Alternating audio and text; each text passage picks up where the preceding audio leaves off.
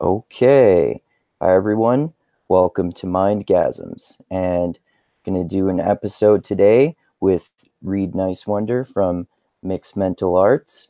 And I'm going to talk about some exciting topics like the Socratic Method and Jonathan Haidt and all the different subjects that he discusses and writes about in his books.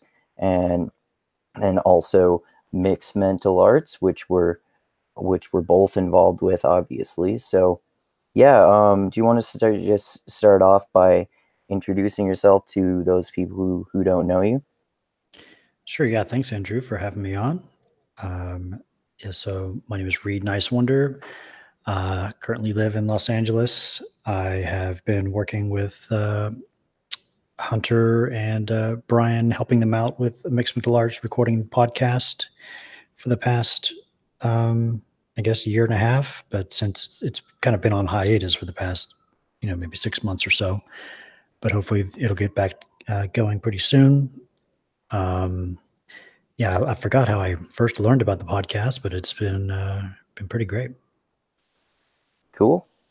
Well, so with any of those subjects I mentioned, do you have a preference for which one you want to cover first, or what? Sure, we could go into like the Socratic Method stuff. I also have, as a hobby, I practice this thing called street epistemology. I have a YouTube channel myself called Cordial Curiosity, where I go out to various public parks around here in Los Angeles, set up a table with a sign saying 5-minute interviews and what do you believe and why, usually.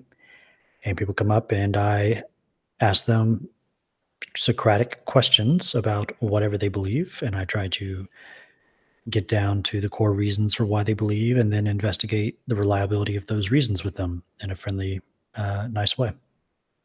Okay. So do you do you ask about particular topics sometimes, or do you just does it sort of vary from person to person, or how does that work? I used to just leave it just open completely. I would say something like, once someone sits down, I would say, hi, so yeah, my name is Reid. I do this thing called street epistemology where I like to talk with people about really anything, but preferably something you really think is true, something that maybe you use, act upon regularly. It could be about um, science or politics, religion, spirituality, anything really. Okay. But So, recently, the past 2 weeks I've been out, I have this little sign with some post-it notes on it with a topic per post-it note, about 8 post-it notes. And I just ask people on my social media, what do you want to hear me talk with people about? And that's been interesting. I have like a little cart that I used to bring everything out there, and I put the sign on the cart. And as people walk by on the trail, they look at the sign, they look at the topics, and it's been pretty successful. okay. So, what are some of the topics that people have suggested that have been more interesting to you? Let's see. From last week, people chose like, is cancel culture a problem? Or should we be alarmed about climate change? Does free will exist? Is one political party evil? How do you tell what's fake news? Is the earth overpopulated? Oh, Stuff like okay. that. Oh, yeah, those are all Um, really interesting. Here's a couple from a sign from maybe 2 weeks ago. Is the US systemically racist? Are all cultures equal? Should income over 10 million be taxed at 70%? Are there only two genders? Is hate speech free speech? Should abortion be legal? So it runs the gamut. Oh, okay. Oh, yeah. Those are all really interesting. So, so what is it like with like what are your interactions with most people like when you're doing that? Are they mostly pleasant, or do people occasionally get outraged about something that's really close to their hearts, because we all identify with our opinions to a certain extent? So far, I've had virtually no like heated confrontations at all. That's probably a credit to street epistemology as a conversational method. Because what I'm targeting really isn't people or their beliefs, it's their methods for coming to their beliefs, which aren't usually tied to their ego so much. And it's an Okay. interview, and I'm not there to like debunk them or prove them wrong. I'm there to understand what they believe and then ask questions to clarify what they believe. Maybe, give a few counter examples just to kind of explore a little bit more, but it's usually very friendly and polite, and people seem to enjoy it. And by the end of the conversation, people are smiling and appreciative for having the conversation. Oh, well, that's great. Yeah, that is a much more useful method for talking to people for that purpose, I think, too, because like if you're just and to me it's also more interesting to sort of investigate why people believe what they do rather than try to like debunk them, as you said. Although I definitely succumb to that too much sometimes myself too. But if you can learn why someone believes what they do, then obviously their opinions become more understandable, even if you totally disagree with them. Mm-hmm. Yeah, it's kind of comes down to an attitude when having this conversation as well. If you're the person doing the interview, the street epistemologist, it's good to have the attitude that you could be mistaken about whatever, and that this person may believe something true for a good reason. So don't just assume straight out. Even if you've heard this topic a million times before, they still could have something new to say about it. Yeah, totally. And I don't know, this sort of thing actually is fairly good segue into Jonathan Haidt, because that made me think about him because well, particularly in his book The Righteous Mind, it reminds me of how he talks about when people are arguing about religion and politics in particular. It's that people think that the people who have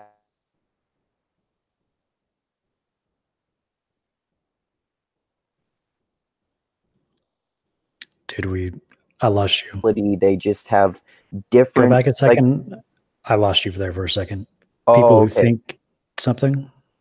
Oh, okay. People who think like the opposite of people who sort of have the opposite opinions of you uh, tend to sometimes think, or just people in general, we seem to sometimes think that if people have the opposite opinions of us in terms of those subjects in particular, but any subjects really, that they're immoral or they're just wrong or something like that. But in reality, they actually just use different psychological values to look at the same issues. And even if we're talking about like people in completely different political identities or something, they do have the same psychological values, but they apply them to different views. Like I think one of the ones is pro-life, for example, and conservatives tend to be pro-life when it comes to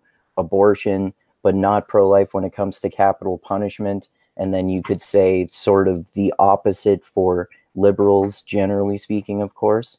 So I think that's all really really interesting and important to remember too.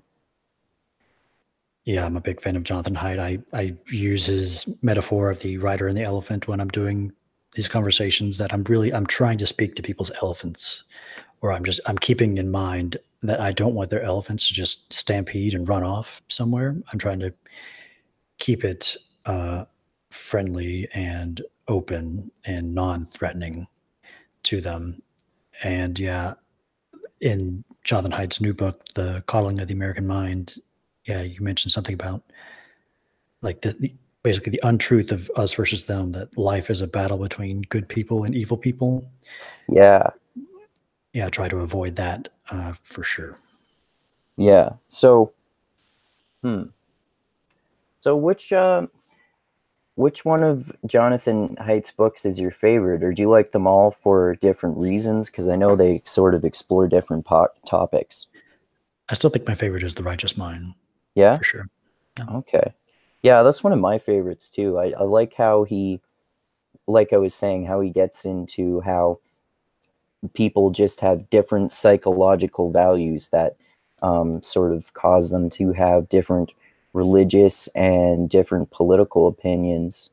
And yeah, like I remember for me, at first, I first heard about Jonathan Haidt on Sam Harris's podcast, and that was when um, I considered myself to be a militant atheist. So I got really uncomfortable with Jonathan Haidt, like criticizing the so-called new atheists. Then, but then through listening to the Mixed Mental Arts podcast, particularly Hunter and Brian's interview with Jonathan Haidt, it sort of helped clarify these ideas more with me about how atheists, just like anyone else, we can get just as attached to our opinions as anyone else, and it can be this sort of ideological thing. And it was through that long process, I would say, of with the help of Mixed Mental Arts and Jonathan Haidt and a few other things, that I would consider myself now to no longer be a militant atheist. I would say I'm still an atheist, but not a militant one. So, Yeah, I think yeah. I was introduced uh, introduced of Jonathan Haidt by James Lindsay in his book Everybody is Wrong About God, very much a new atheist type of book, but not really atheist. It's kind of post-theist, he says. And he talked about Jonathan Haidt in there and how certain factions of atheists were pretty much acting like the religions they were criticizing. And he got into Haidt and why that was, and that led me to Haidt's books themselves. Okay. So what was there sort of a main argument in that book that got you into Jonathan Haidt? Yeah, he basically took the concept of God and tried to explain it not in terms of theism at all, using different ways of explaining it, mainly through science like psychology and sociology. And psychology was very much related to Jonathan Haidt, and he explained what makes up God as three main things. It's attribution, sociality, and control, sense of control. And the sociality part was very much tied in with what Haidt was saying, how it's really religions are moral communities, and God is the central idea in these religious moral communities. And its moral part was huge. And since Jonathan Haidt talks about morality a lot, he explained all of that. Okay. So what does the attribution portion of that mean in that context? It's the kind of making sense of things. It's giving an answer to any type of question. Like God serves that psychological. Uh, it's called the just attributional framework. God is the ultimate ad hoc explainer concept. It can explain anything. That's what Okay. it's used for. Oh, okay. That's interesting. So have I'm not sure if we've talked about this before. The one time we were talking on the coddling of the American mind Mixed Mental Arts chat, but what are your own views about religion, and have they changed as well from Jonathan Haidt and from Mixed Mental Arts? Yeah, I grew up in Southwest Virginia, Southern Baptist family, then went to boarding school and high school and took like an Eastern religions class. And that got me questioning some things. There were people by the billions that believed in some very strange things that were different from my own religious beliefs. And then when I got to college in UCF, Orlando, I had an atheist roommate who was very much, this is the time of like the Four Horsemen. He had all the books and he was very outspoken about it, but I didn't really debate with him or argue with him about it, but he was my friend. He's a super nice guy. So I kind of learned about what atheism is, and they could be nice people. And then by the end of college, I just got really apathetic. After college, I made a movie with some of my friends that dealt with some religious themes. And after we shot that movie, I was editing it, and I had to deal with these religious themes in my mind and the consequences of them. And started, at the time, I got onto Reddit for the first time. And there, the atheism subreddit was like a main subreddit that if you're not logged into the site, you would see all these atheist posts. So that kind of made me go down a rabbit hole. And soon after that, kind of lost my faith there. And so that's kind of my history with religion. And then when I got out here to Los Angeles, late 2011, I joined a secular community called Atheists United, and I was very much a militant atheist. I thought religions were just, these parasitic mind virus type thing. And a few years after that, I read, or James Lindsay came and gave a talk explaining his main ideas, and that led me to his book, and then to Jonathan Haidt, and then to mixed mental arts and cultural evolution, and how religions now, I see them as very much adaptive social technologies, psychotechnologies that were very much useful in our evolutionary past. And I still think they're useful today, but I think we could possibly go without them now that we have, secular democracies and all these other ways of meeting the needs that religion evolved to meet. Okay.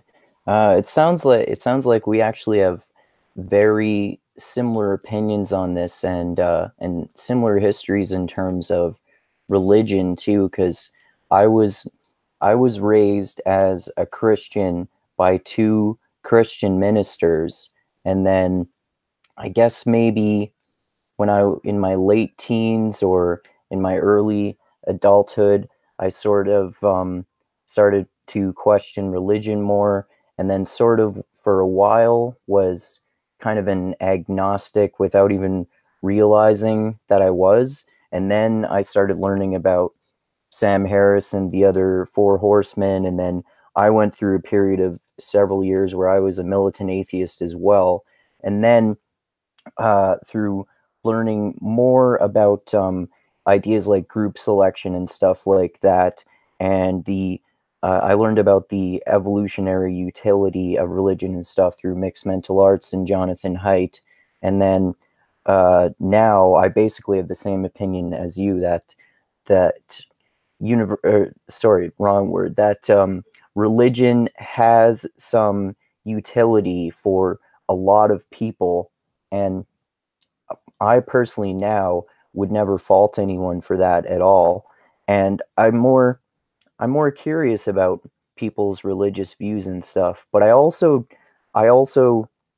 think that it is possible to basically have all the benefits of religion without actually being specifically religious, like you were talking about. Like for some people, like you can be an atheist and you can still have like the sense of community and the other things that religion provides, which is, it's interesting because I'm more open-minded about talking with religious people now, much more so than I used to be before. But the one area where I push back sometimes is when occasionally, and not everyone I talk to, of course, either, but occasionally people might like really like their religion and say that you still need religion, like, and societies at large need religion. So yeah, like I said, it sounds like we have really similar opinions on that. Mm-hmm. Yeah, and it seems like every few weeks, like there's articles about this new religion that's come up, and that since we're so connected now, people are just in their little silos, and there's just various ideologically motivated moral communities, as James Lindsay would say. This is like the proper generalization of what a religion is. But these things are powerful in terms of like getting humans to bind together. And as what Jonathan Haidt says, morality binds and blinds. So Yeah. when people are in these silos, these mimetic tribes, these moral tribes, they just lock in, and they hardly ever talk with people outside their tribe, and they just criticize the straw men from the out group, and it's not so good. So that's why I like the idea of mixed martial arts. It's mixing all of these tribes and trying to find the best from everything. Yeah, yeah, exactly. Yeah, I think so too. And I love that that that Bruce Lee quote. That's a main aspect of mixed mental arts. I'm going to paraphrase it, but it's something like, take what is useful, ignore what is not, and make it uniquely your own. So yeah, I really like that idea too. Like there doesn't have to be one specific doctrine for everyone. You can sort of agree on a few main things, but you can have wildly different views about all sorts of things, like God or religion or politics or anything else, really. Mm-hmm. Yep. Yeah. So so what do you, I guess we talked about this before on the Mixed Mental Arts chat about the coddling of the American mind. And I know you sent me that link that I didn't read yet, but I want to, about the culture war. And that's sort of a main idea that Jonathan Haidt gets into in the coddling of the American mind. And well, what are your thoughts on that idea in general that Jonathan Haidt and Greg Lukianoff point out about like the childhood development and the link to um, sort of political extremes on some university college campuses and the problems that these uh, seem to be posing?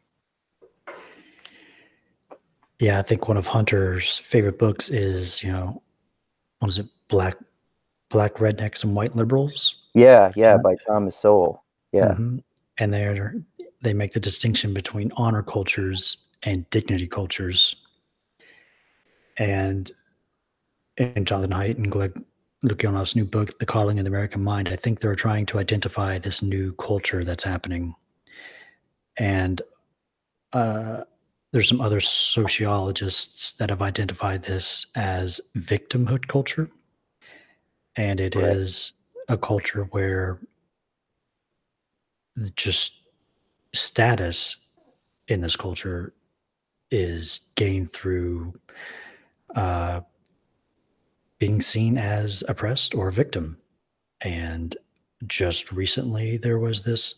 Did you hear about this? This possible hoax of this actor um, staging this hate crime and trying to be Oh, seen as a victim. yeah, I did hear about that. Yeah. So I would think this model of victimhood culture would predict exactly this. And I don't think the facts are completely out yet on that, but if victimhood culture was getting to something true, we would see those types of things becoming more and more uh, likely to happen. Yeah.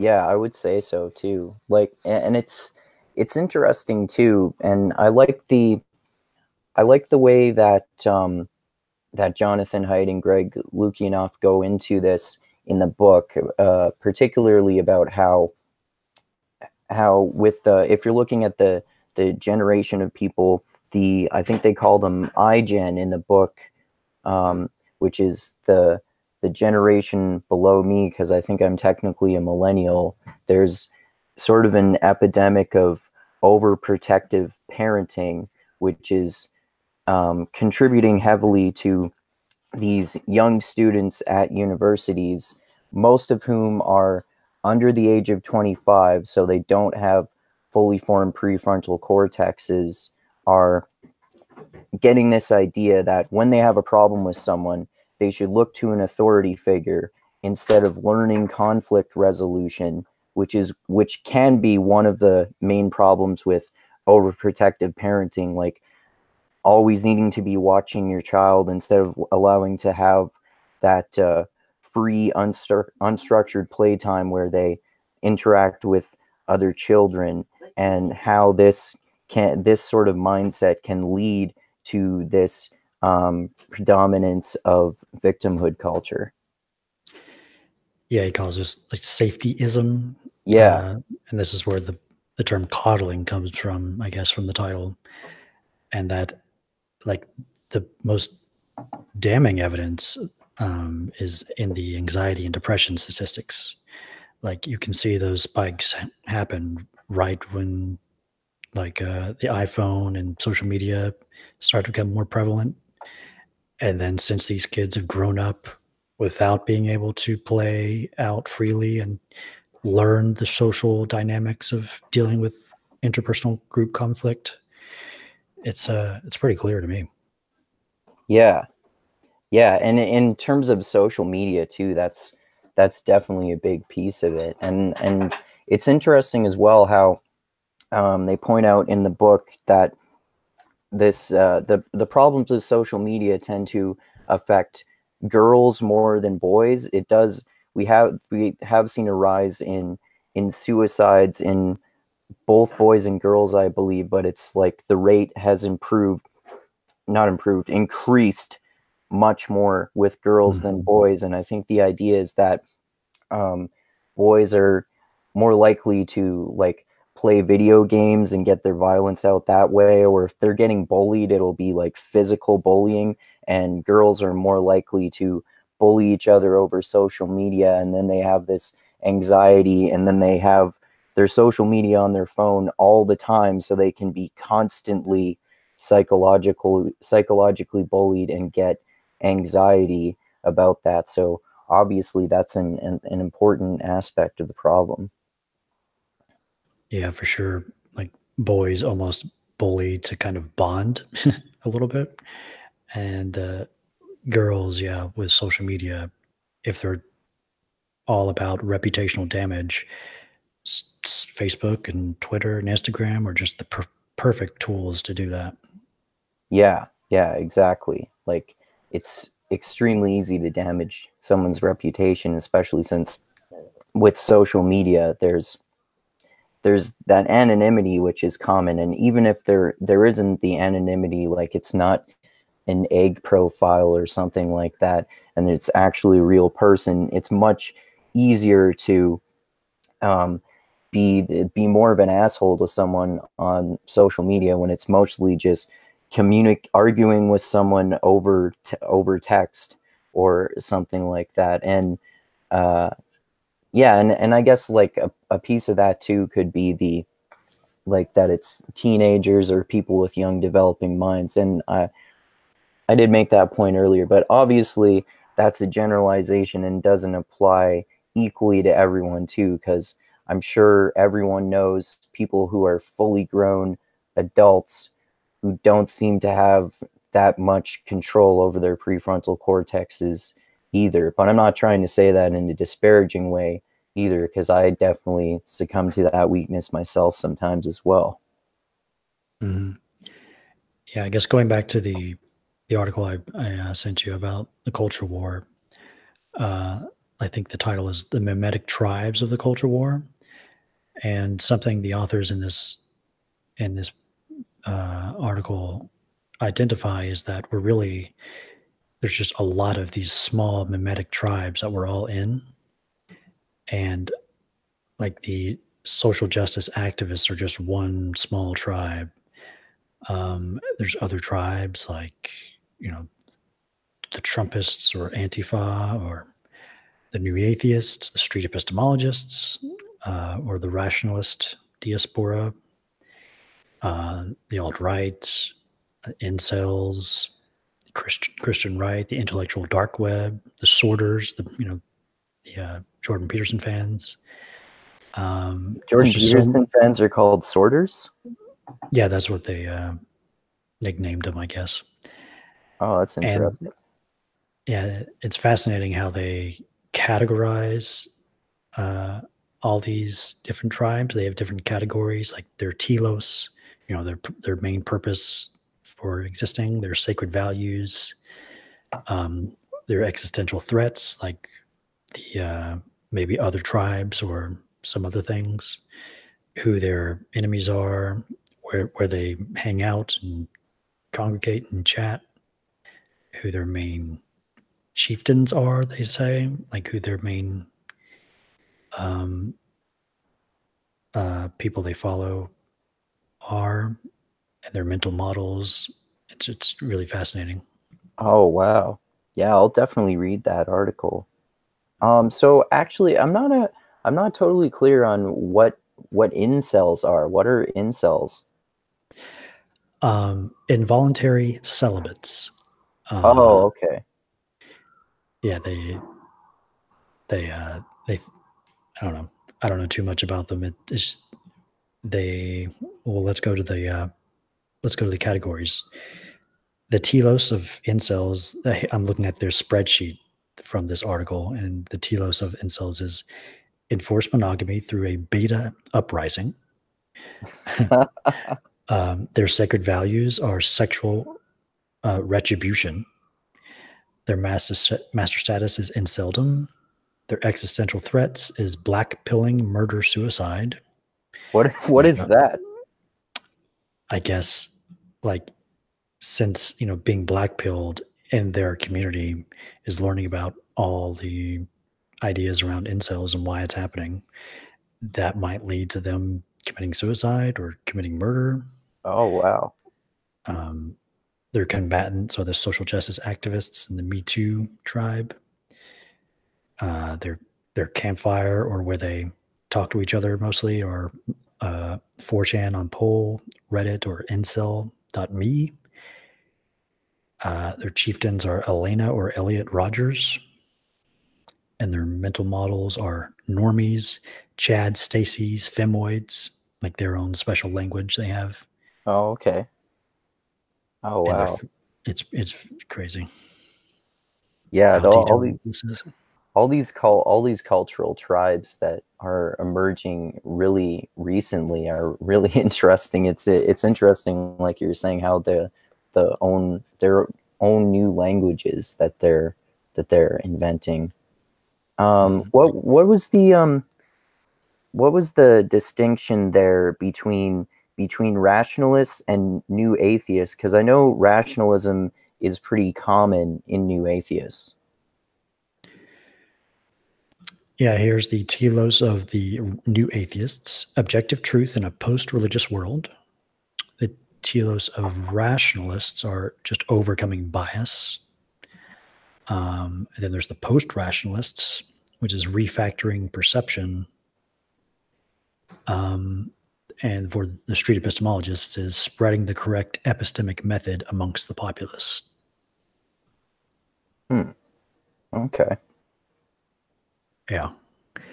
The sacred values of rationalists is rationality. Of post-rationalists, it's like insight or interestingness. New atheists is objectivity, secularity, free thought. Street epistemologists, objectivity and doxastic openness, being open to the idea you may be wrong. So you could be a religious rationalist, but probably not obviously a religious new atheist? Yeah, probably not. Okay. Does it say why the Jordan Peterson fans are called sorties? Is that what you said? Sorters, like, Sorters. like like clean up your room. That's like sort, like get yourself sorted out. Oh, okay. Okay. I see. Mm-hmm. Yeah, that's really interesting. What do you think? Which of those? I guess it's probably obvious in retrospect once you look at all of them. But which of those social tribes do you think are the main ones that Greg Lukianoff and Jonathan Haidt point out in Coddling of the American Mind? I guess the main one might be social justice activists. Yeah, probably most likely that, and maybe Black Lives Matter, or gender critical feminists, or the Me Too movement. Antifa. Wait, what are? Oh, wait, did you say gender critical feminists? Mm-hmm. Oh, okay. I thought you said ginger critical feminists. Yeah, gender critical. That'd be funny. Yeah. All men are okay, but we don't like them redheads.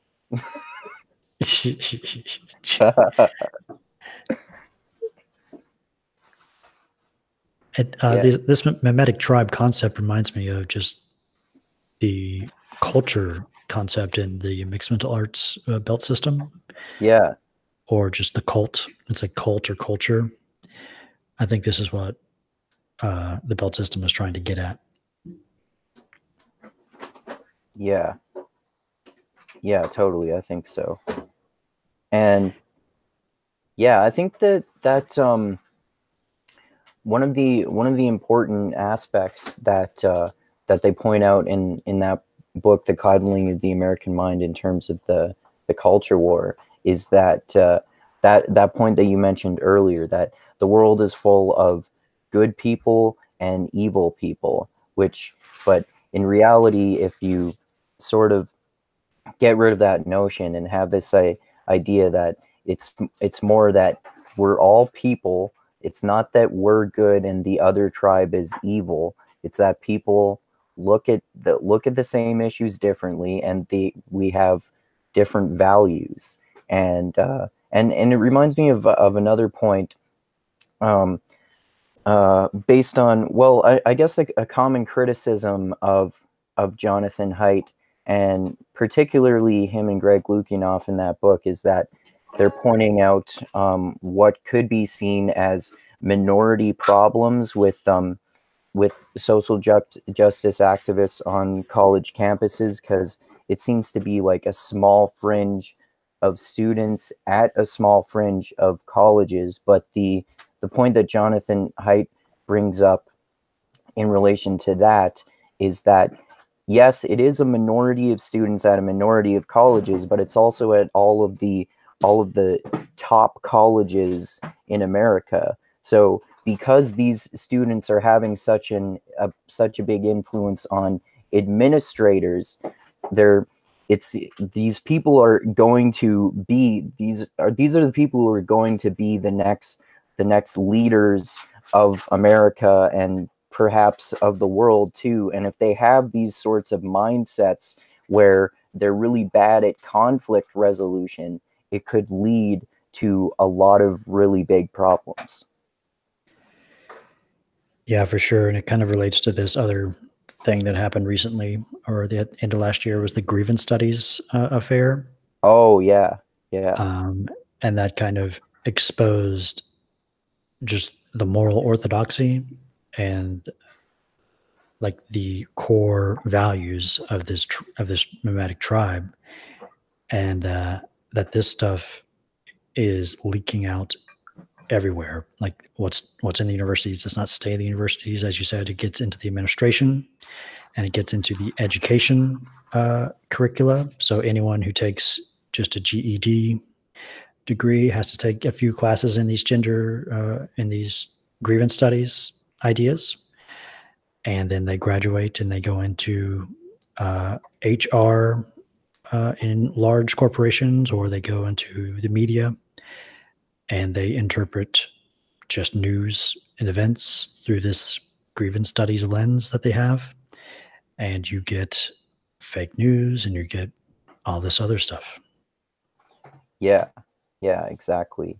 Yeah, I did. I guess maybe fairly soon after that happened. It might have been like a few weeks or maybe even a month after that whole thing happened with it was Peter Boghossian and I think James Lindsay was one of the others, and then I forget that female Helen British Pluckrose. Helen Pluckrose. Yeah, I did I think a few podcasts talking about that with Shane Kennedy, and then also one with him and Dusty from Mixed Mental Arts talking about this. And yeah, it's interesting how much of a mimetic tribe this way of thinking is, and it was so like sort of simultaneously hilarious and also mildly horrifying that the way that they expose this, like, we're going to produce all of these fake papers, like I think was one about how male and female dogs identify their genders at dog parks, and how there can be transgender dogs or something like that. And there was one where they literally quoted Hitler's autobiography Mein Kampf, but they replaced the word Jew with the word men, and and they got these published in official reputable papers, which is it's so ridiculous that sort of thing can happen. Yeah, there's a great YouTube channel that's documenting this whole thing. It's on Mike Nayna, Nayna, and he has videos every few weeks just documenting what happened, what they're doing, and the repercussions of this. And his last one is just amazing. He talked with Brett Weinstein and Heather Heying, and they showed footage of like what's going down in Evergreen, and just linking these ideas with how religious they are, and how it's just absolutely crazy. Yeah, definitely. Yeah, it's into it. So we'll have to see how all of this this culture war stuff turns out, because sometimes sometimes it can seem like people almost make it even more alarming than it really is, and then people justifiably point out that they're like, people can catastrophize about this sort of thing too, but then people sort of do that too much sometimes too, and it seems like these sort of things go away eventually, but then other events like that pop up, and it'll be interesting to see, like, in the broad picture, when people look back on this in the future from a historical perspective, like how it will be viewed that the world was affected by all of these sort of things that are happening right now. Like, I'm not very optimistic about the near future. I think if this stuff keeps happening, Trump will get reelected, because like most people on the left just keep pushing and doubling down on this type of ideas. And that you have to think about how people on the opposite side of you or in other tribes react and how they think. And this is just not, it's just not going to be good, for sure. Yeah, I think so too. Like, I'm not an expert on politics and stuff, but I don't know. Like, I sort of before the first time Trump got elected, I thought, I think he's going to get elected. Look at all these things that are happening. Like, it doesn't matter what he says. people like him more. And then the polls were completely wrong, and he got elected. And I think, like you were saying too, I've sort of been getting the feeling just with like videos I watch with people who study these things, like people like Tim Pool, and then reading books by people like Bob Woodward or other people who have at least either been involved with the Trump administration or have interviewed people that are involved with the Trump administration. Like, he clearly doesn't know what he's doing, but it also seems clear that one of the main aspects, like you were mentioning, that contributed to Trump getting elected in the first place was all this like really polarizing far left social justice ideology, and people sort of seem to get tired of that, and then they're okay with electing Trump.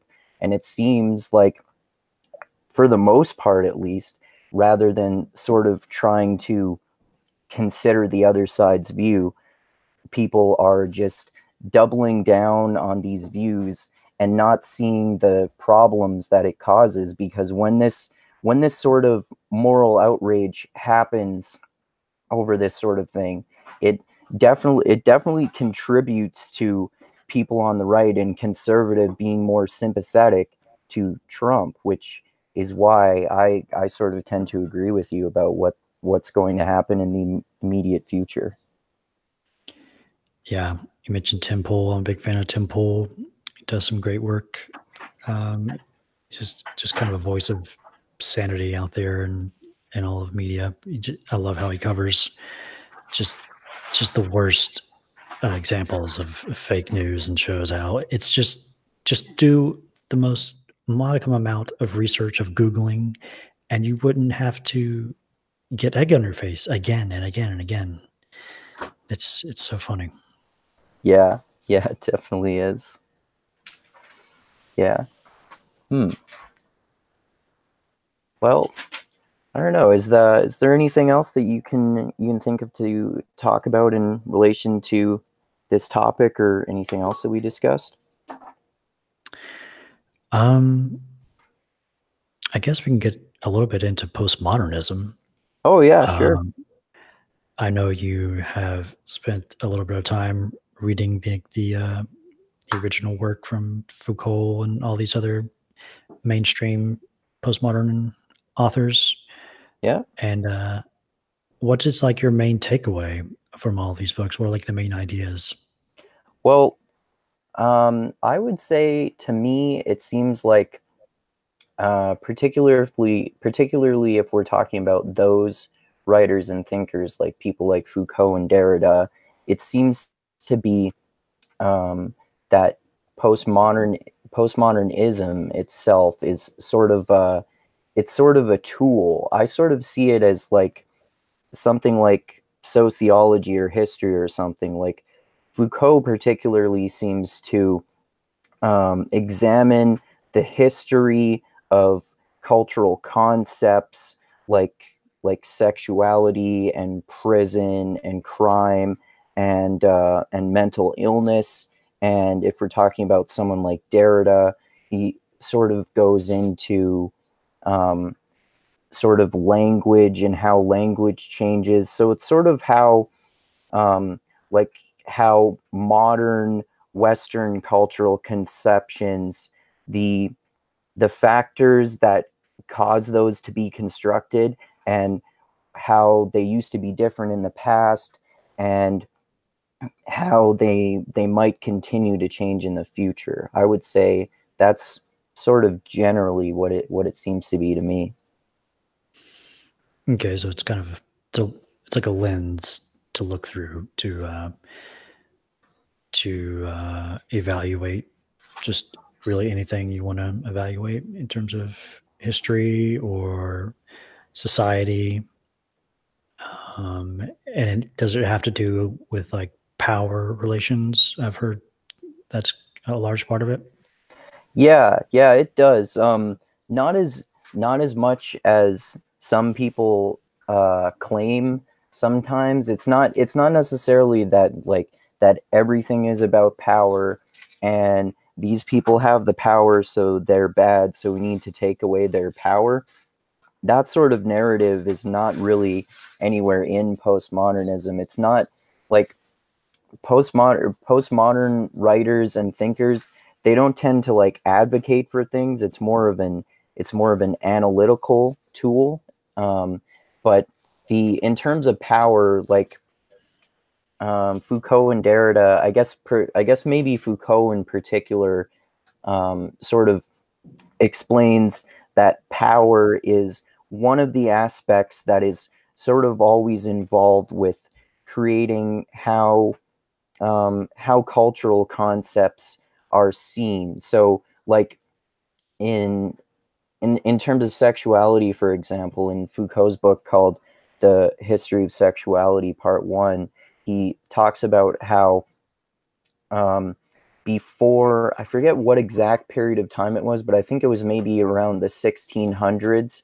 Around that point was when science started being applied to sexuality, and he also talks about how the confession and Christianity were simultaneously involved in exerting their power to create these cultural conceptions. Like an example that I often bring up is that before this time period, there were people who were homosexuals, but they were not labeled that way.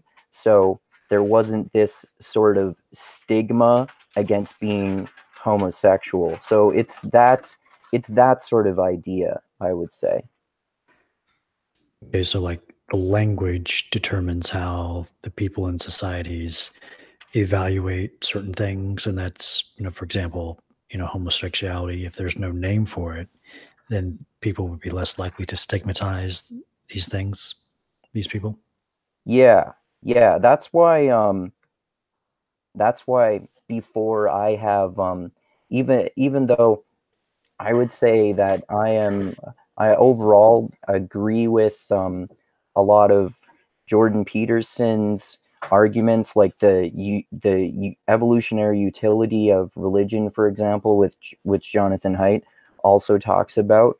I've criticized like his view and similar views of that in terms of how like postmodernism is supposedly linked to this social justice activism and stuff like that. Like in terms of sexuality, again, for example, the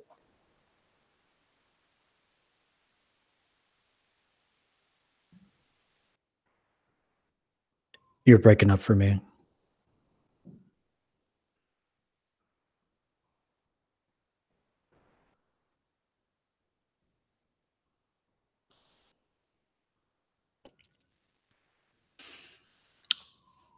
Can anybody else hear?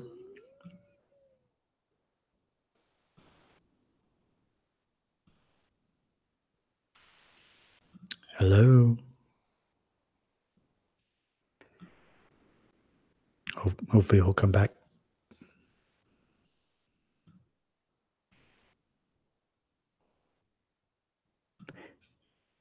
Oh, he dropped out.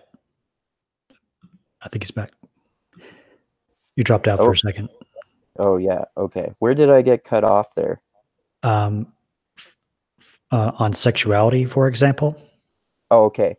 Yeah. So on sexuality, for example, the way Foucault describes it is that if you put more and more labels onto people, it basically tends to make us less free, because we're less free to sort of experiment with our behavior without being labeled, without being slapped with this label that we can't escape forever or something like that. So it's sort of the opposite of this typical mindset of social justice activists who want to create these endless categories and these endless words, like over 100 different gender pronouns or something, which is basically kind of the opposite of what people like Foucault and postmodern writers were talking about, which is why I sort of tend to criticize that much, although probably too much sometimes.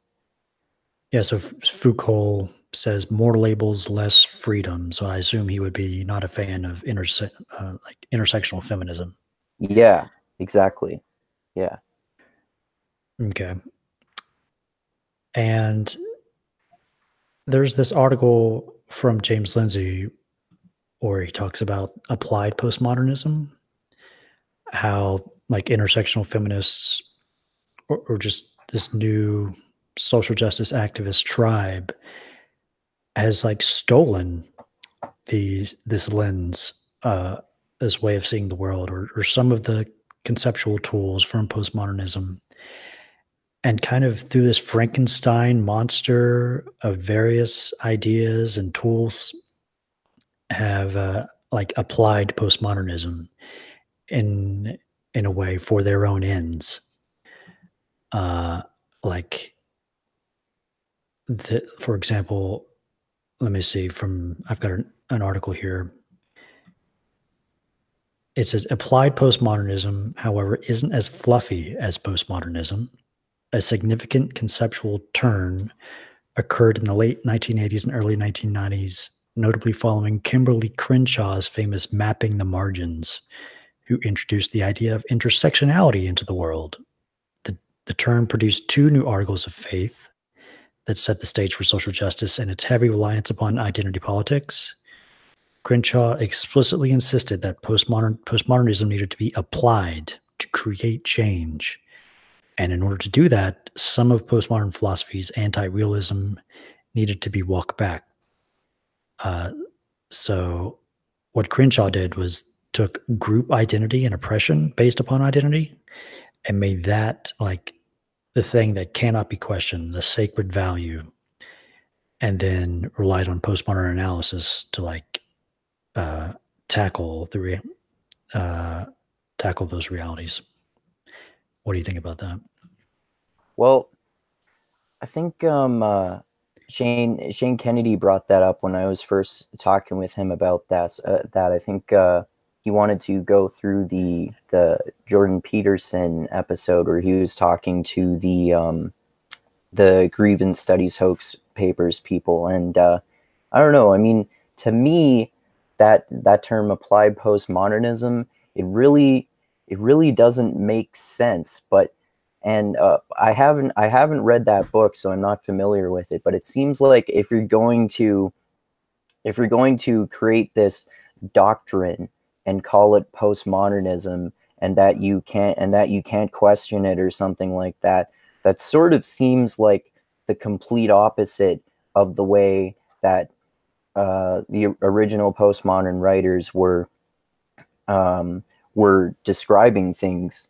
Basically, like they were basically sort of making the point over and over again that if you have a particular doctrine and a worldview that can't be questioned, then that's not a good thing. So, I mean, Foucault died in the 80s, but I think that he and some of the other postmodernists would be disgusted for if people going around doing this sort of thing and using the label postmodernist. Like, to me, because it's sort of like this idea that I brought up this comparison to Shane Kennedy when I was talking with him about it. Like, to me, someone going around saying being an absolutist and advocating for things and being authoritarian as well, it's sort of like someone calling themselves a Christian and going around saying that Jesus was awful and he deserved to die or something like that. So, I mean, it seems it's so fucking strange to me. It really doesn't make sense. Yeah, like people see this new tribe of social justice activists using kind of language that sounds kind of like what postmodernism is talking about, but and they see that language and then they just label it postmodernism. But Yeah. it's not like the classic postmodernism that you're talking about. It's this new thing that's taken some of their tools and concepts and just ran with it, trying to use these things to undermine certain things and to promote their own agenda. Yeah. It really doesn't make sense to me. Like if I'm arguing against this sort of term like applied postmodernism, I usually just say something like, those people are just idiots who don't know what they're talking about. Like they don't know what postmodernism actually is. And like, for example, this term postmodern neo-Marxist that Jordan Peterson invented really is like, it's an oxymoron in a way, because like I was saying, the postmodernists tend to be anti-absolutist and anti-authoritarian. But if we're talking about Marxists, it's very absolutist and authoritarian. So to me, if we're gonna label these people, it's more like they're Marxists. They're not really postmodernists to me. But I mean, like regardless, they're of how we're going to label them, it seems like they're a problem. And that being said, too, there is a valid point to be made. The more that I've learned about this recently, that because postmodernism doesn't advocate for things, there is room for it to be applied to other things. Like this one idea I've been learning about recently is postmodern theology. So there are actually religious people who call themselves like postmodern Christians or something like that, which is really interesting because it means that basically you can apply any ideology but add postmodernism to it. And if you do that, it sort of seems to mean that you're looking at this particular idea from the perspective of trying to move past the foundations or the doctrine of whatever we're talking about, whether it be Christianity or anything else. So I think there is a valid point there to be made, that there is an opening to inject your own ideology into it and call it postmodernism. But to me, that seems like the way that they're doing that, you could say that it's a postmodern exercise, that the social justice activists are doing it. But the thing that bothers me about it is that they're basically doing explicitly the opposite of what original postmodern writers do. Like if you look at that in comparison to postmodern theology, for example, if you look at Foucault, he criticized religion much more and was much less favorable about it than in my opinion anyway, I would say Derrida was. Derrida, he would examine religion, but you could easily come away with the conclusion from reading some of his books that religion is important, but we should look at it in a different way. And it's at least in one of his books that I read, it was sort of more of an Buddhist idea applied to Christianity or something, like almost the interconnectedness of all of all things and stuff like that. So it's like, I don't know if that makes sense. I might have just rambled too long, but that's why that sort of thing, this like these activists being called postmodernists, doesn't really make sense to me. Mm-hmm. It's this totally new thing, this Frankenstein monster of various tools and lenses to see the world through. And it seems like they're very hostile to dialogue and very hostile to the anything they consider the outgroup, and that includes like mainstream liberals and people on the left, which is just cancer to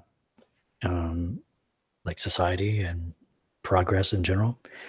And this needs to be just criticized and called out and not taken seriously so much.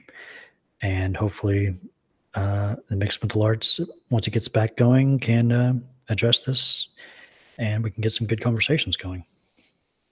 Yeah, for sure. I didn't know that they were like in opposition to mainstream liberals too. Although I have seen a lot of stuff about there being infighting and some liberals not being progressive enough or something like that. Yeah. Mm-hmm. Do you watch Glenn Lowry and John McWhorter? Oh yeah, actually those are some of my favorite conversations. Yeah.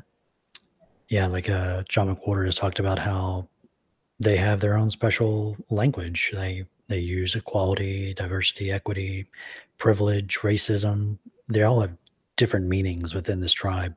Yeah. And they use like for racism, for example, it's just they throw it out like candy, and people just who don't go by their own definition feel that moral force attacking them, and it's a rhetorical thing. It's a power move, and it's not good. Yeah, I like the way that that John McWhorter describes this ideology as a religion, basically. Like it reminds me of the Grievant Studies things too. Like you are a member of the wrong group, therefore you are inherently flawed. And it reminds me of well, one person that John McWhorter and Glenn Lowry have talked about before is Ta-Nehisi Coates, who is like, he's a racial segregationist and blames all the world problems on an evil conspiracy of white people. So that type of thinking is it's really hilarious. Yeah, and if that's what's so great about mixed martial arts is you can see these patterns just repeating themselves in different ways in different mimetic tribes. We have a human nature, and we want to belong. We want to fight the devil. And if you can't have a group without a devil, pretty much. I forgot what that one quote is, but you have to have an outgroup bad devil for sure. Yeah, definitely. Yeah, it's interesting how this all plays out, and we'll see how it'll play out in the future. It'll be interesting to see. Hopefully there won't be too many dire consequences from all of this. Hopefully not. Yeah. Okay. Well, yeah, that was good. You sort of seemed like you used the Socratic method on me about postmodernism. Maybe a little bit. Maybe we could at one point talk more about that. I like, myself, I'm a big fan of like the ideas from Steven Pinker's Enlightenment Now, like reason, science, humanism. These things are the engines of progress. So that's like my mimetic tribe for sure. Oh, okay. Yeah, I mean certainly me personally, and I think postmodern writers in general, I wouldn't say that it's a thing to say that like Enlightenment values or modernist values, they're all bad and we should get rid of them or anything like that. It's mostly like they tend to criticize those ideas, but then people, because they don't criticize other things as much, people assume that they have a giant problem with them and that they think there's nothing good about them. But I'm pretty sure they do make the point at least a few times, although not very often, that there definitely are good things that come out of these ideas, like science and reason and that sort of thing too. And I mean, for me personally too, I think that science and reason are very important too. Like if you're trying to figure out something out, or if I'm having like a debate or a discussion with someone about something, I almost always try to go to okay, so what do studies say about this? Can you find any scientific studies to back up your point here? Or maybe I don't have as much evidence behind my opinion as I think I do, or something like that. Yeah, for sure. Like, it's good. It's a good idea to have evidence for your beliefs, but then there's also this like thing. It's like a shortcut whenever you come across an idea. Just like think to yourself, how could this idea be false, or how could this belief be false? What would you have to see? If it was true, what could you predict to find that also could be true, or what could you predict that would be false? These are the types of questions you should be thinking about. Yeah, for sure. And that's and that's another thing that that Jonathan Haidt talks about, and that Hunter talks about all the time too, is that this can be really difficult to do sometimes, because we all have confirmation bias and other biases, and they're like these opinions can be really attached to our elephant, and most of our thinking is rationalizing our intuitions anyway, so it can be really hard to get the blind rider on top of the elephant to steer it in a suitable direction to prevent the elephant from just like trampling all over the place, right? Mm-hmm. Yeah, it's good to train your rider to recognize when your elephant is getting upset. It's a feeling you can feel when you're feeling the tribalism kick in, when it's the must I believe type thinking. You can learn to feel that, and then you can react accordingly. Yeah, definitely. And it's a skill that requires constant practice. It's sort of like mindfulness in a way. That reminds me of Jonathan Haidt's book, The Happiness Hypothesis, too. And then also another book that's similar to that I read recently was Robert Wright's book, Why Buddhism is True, which is about these again, about these sort of psychological values. And that actually reminds me of Sam Harris too, because I have been meditating for at least a few years now, and I first got into it from Sam Harris's book called Waking Up, which is one of my, I mean, I don't like Sam Harris as much as I used to, but I also don't hate the guy like some people I know seem to. And I think that some of his books and some of his thoughts are really valuable, like that one Waking Up, and then also that one that I saw you mention on Mixed Mental Arts, Islam and the Future of Tolerance. But that's why, like, I think this idea of mindfulness and sort of training yourself to kind of be more mindful and kind of be more conscious about your brain how your brain works, and try to catch your biases more is really important. Yeah, if intuitions drive our strategic reasoning, we need to recognize what kind of intuitions we're feeling. And I've also got the Waking Up app. I would recommend that. It's really good.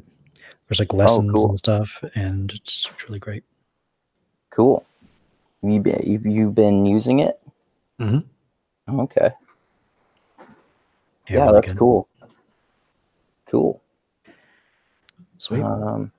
Okay. Anything else you want to talk about?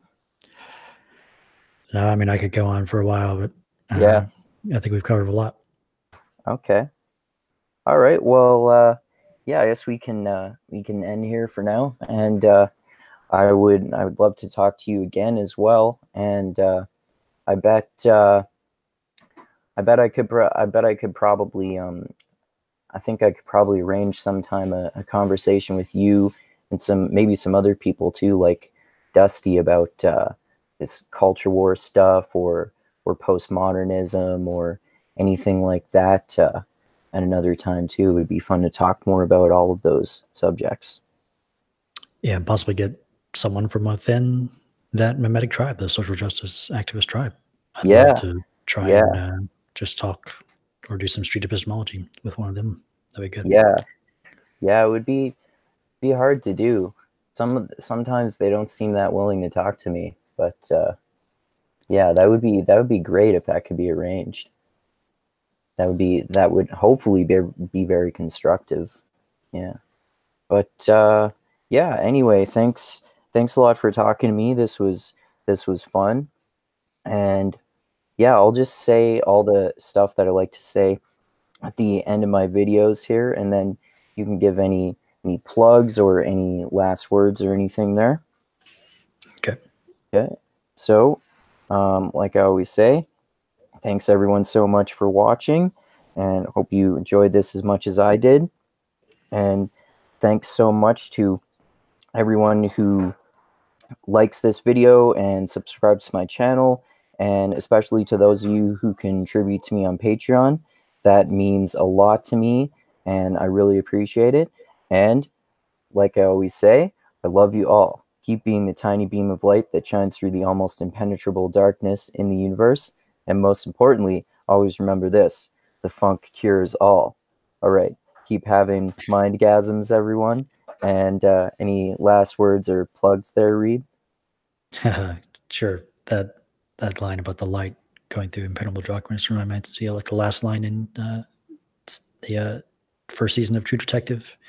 You know, Oh looks like the yeah. lights looks like the light's still winning. I like that. I like that idea. Oh yeah, I love that show. I love it. Mhm.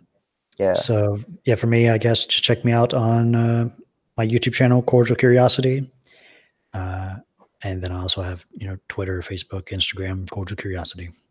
Thanks. All right, cool. Yeah, send me the links for that, and I'll add those to the description of this video too. Okay. All right. All right, cool. Thanks everyone, and adios until next time.